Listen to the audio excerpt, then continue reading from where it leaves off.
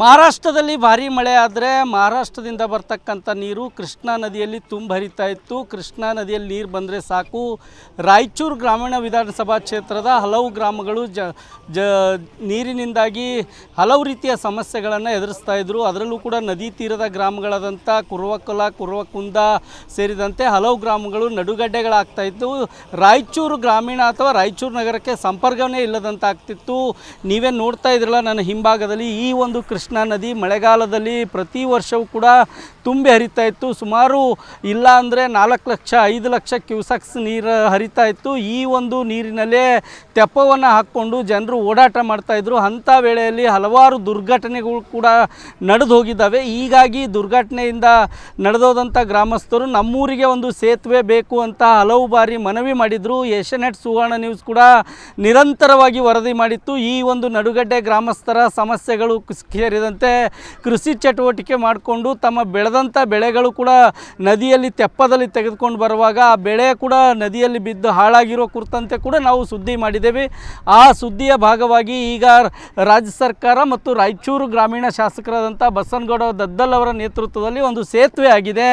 ಆ ಸೇತುವೆ ಯಾವ್ಯಾವ ಊರುಗಳಿಗೆ ಸಂಪರ್ಕ ಕಲ್ಪಿಸುತ್ತೆ ಮತ್ತು ಎಷ್ಟು ಕೋಟಿ ಅನುದಾನದಲ್ಲಿ ಈ ಒಂದು ಸೇತುವೆಯನ್ನು ನಿರ್ಮಾಣ ಮಾಡಿದ್ರು, ಹೇಗೆ ಮಾಡಿದ್ರು ಅನ್ನೋ ಕುರಿತಂತೆ ಮಾತಾಡಲಿಕ್ಕೆ ನನ್ನ ಜೊತೆ ಗ್ರಾಮೀಣ ಶಾಸಕರಾದಂಥ ಬಸನಗೌಡ ದದ್ದಲ್ ಅವರಿದ್ದಾರೆ. ಅವ್ರನ್ನೇ ಮಾತಾಡಿಸ್ತೀನಿ. ಸರ್, ಇದು ಯಾವ ಸೇತುವೆ, ಯಾವ ರೀತಿ ಸಂಪರ್ಕ ಕಲ್ಪಿಸುತ್ತೆ, ಏನು ಸರ್, ಎಷ್ಟು ಖರ್ಚು ಮಾಡಿದ್ರಿ?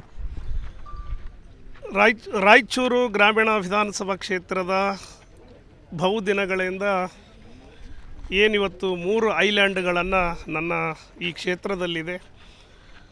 ಇದು ಕುರ್ದ ಅಂತೇಳಿ, ಕುರ್ದ ಗ್ರಾಮ ಸುಮಾರು ಒಂದು 500-600 ವರ್ಷಗಳಿರಾಗಿರ್ಬೋದು ಹಿಂದೆ ಇರುವಂಥ ಸಂದರ್ಭದಲ್ಲಿ ಅವತ್ತು ವಾಸ ಮಾಡುವಂಥ ಪ್ರದೇಶ ಇದೆ.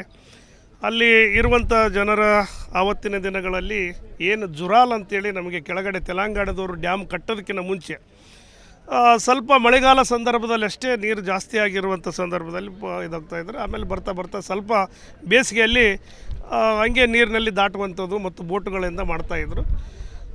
ಆವತ್ತಿನ ಸಂದರ್ಭದಲ್ಲಿ ಜುರಾಲ ಪ್ರಾಜೆಕ್ಟ್ ಆದಮೇಲೆ ಇನ್ನು ಹೆಚ್ಚಿಗೆ ವಾಟ್ರನ್ನು ನಮಗೆ ಬ್ಯಾಕ್ ವಾಟರ್ ಆಗಿ ನಿಲ್ಲುವಂಥದಕ್ಕೆ ಈ ಕಡೆ ಬರ್ತಾಯಿದೆ ಅಂಥೇಳಿ ಹಿಂದೆ ಜುರಾಲ ಹಿನ್ನೀರಿನಿಂದ ಮುಳುಗಡೆ ಆದಂಥ ಪ್ರದೇಶ ಇವತ್ತು ಕುರುವಕಲ, ನಾರದಗಡ್ಡ ಈ 3 ಐಲ್ಯಾಂಡ್ಗಳಲ್ಲಿರುವಂಥ ಇಲ್ಲಿ ಕುರ್ದಲ್ಲಿ ಸುಮಾರು 650 ಏನು ಎಕರೆ ಭೂಮಿಯನ್ನು ಇವತ್ತು ಕೃಷಿ ಭೂಮಿಯನ್ನಾಗಿ ಮಾಡ್ತಾಯಿದ್ರು.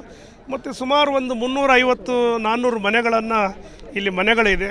ಆ ಮನೆಗಳಲ್ಲಿ ಇವತ್ತು ವಾಸ ಮಾಡುವಂಥ ಜನರು ಬಹಳ ಪರಿಸ್ಥಿತಿಯನ್ನು ಗಂಭೀರವಾಗಿ ಪಡುವಂಥ ಪರಿಸ್ಥಿತಿ ಇತ್ತು. ಹಾಗಾಗಿ ಇವತ್ತು ಬ್ರಿಡ್ಜನ್ನು ಸುಮಾರು 19 ಕೋಟಿ ರೂಪಾಯಿಗಳವರೆಗೆ ಈ ಬ್ರಿಡ್ಜನ್ನು ನಿರ್ಮಾಣ ಮಾಡುವಂಥದ್ದಕ್ಕೆ ಇವತ್ತು ಸುಮಾರು ವರ್ಷಗಳ ಕೆಳಗೆ ಪ್ರಾರಂಭ ಆಗಿ ಇವತ್ತು ಮುಗಿದು ಇವತ್ತು ರೈತರಿಗೆ ಇವತ್ತು ಸಮರ್ಪಕವಾಗಿ ಅವರು ಬೆಳೆದಂಥ ಬೆಳೆಗಳನ್ನು ಸಾಗಿಸೋದಕ್ಕಾಗಿರ್ಬೋದು, ಶಾಲೆ ಮಕ್ಕಳಾಗಿರ್ಬೋದು ಹೋಗೋದಕ್ಕೆ ಇವತ್ತು ಅನುಕೂಲವನ್ನು ಮಾಡಿಕೊಟ್ಟಿದೆ. ಓಕೆ, ಇನ್ನು ಬೇರೆ ಬೇರೆ ಗ್ರಾಮಸ್ಥರು ಕೂಡ ಇದ್ದಾರೆ, ಅವ್ರನ್ನೂ ಕೂಡ ಮಾತಾಡಿಸ್ತೀನಿ. ಈಗ ನಿಮ್ಮ ಊರಿಗೆ ಸೇತುವೆ ಆಗಿದೆಲ್ಲ, ಹೇಗೆ ಅನಿಸ್ತಾ ಇದೆ? ಇದು ನಮ್ಮ ಊರಿನ ಪರಿಸ್ಥಿತಿ ಕೇಳೋರೇ ಇದ್ದಿಲ್ಲ. ಭಾಳ ಮಂದಿ ಶಾಸಕರು ಬಂದರು ಹೋದರು. ಆದರೆ ಬಸನಗೌಡ ದದ್ದಲ್ ಸಾಹೇಬರು ಬಂದಮೇಗ ನೆನೆಗುದ್ಲಿಗೆ ಬಿದ್ದಂಥ ಬ್ರಿಡ್ಜನ್ನು ಚುರುಕುಗೊಳಿಸಿ ಗುತ್ತೇದಾರು ಎಲ್ಲಿದ್ದರೆ ಹೋಗಿ ಕರ್ಕೊಂಡು ಬಂದು ಹಗಲು ರಾತ್ರಿ ನಿಂದ್ರಿಸಿ ಇವತ್ತು ನಮ್ಗೆ ಬ್ರಿಡ್ಜು ಮಾಡಿಕೊಟ್ಟು ನಾವು ನೀರಿನಲ್ಲಿ ತೆಪ್ಪೆಗಳಾಗ ಮತ್ತು ಈಚಲಕಾಯಿ ಕಟ್ಟಿಕೊಂಡು ದಾಟುವಂಥ ಪರಿಸ್ಥಿತಿ ಹೋಗಿ ಇವತ್ತು ಬ್ರಿಡ್ಜಿನ ಮೇಲೆ ನಾವುಗಳು ನಮ್ಮೂರಿಗೆ ಗಾಡಿ ತೊಗೊಂಡು ಹೋಗುವಂಥ ಪರಿಸ್ಥಿತಿ ಒಳ್ಳೆ ಕೆಲಸವನ್ನು ಮಾಡಿಕೊಟ್ಟ ದದ್ದಲಗೌಡ ಬಸನಗೌಡರಿಗೆ ನಾವು ಚಿರಋಣಿ ಆಗಿರಬೇಕಂದು ನಾವು ಅನಿಸ್ತಿದ್ದೀವಿ. ಇದಿಷ್ಟು ಗ್ರಾಮಸ್ಥರು ಹೇಳುವಂಥ ಮಾತಾಗಿದೆ. ರಾಯಚೂರಿಂದ ಕ್ಯಾಮರಾಮನ್ ಶ್ರೀನಿವಾಸ್ ಜೊತೆಗೆ ಜಗನ್ನಾಥ್ ಪೂಜಾರ್, ಏಷ್ಯಾನೆಟ್ ಸುವರ್ಣ ನ್ಯೂಸ್.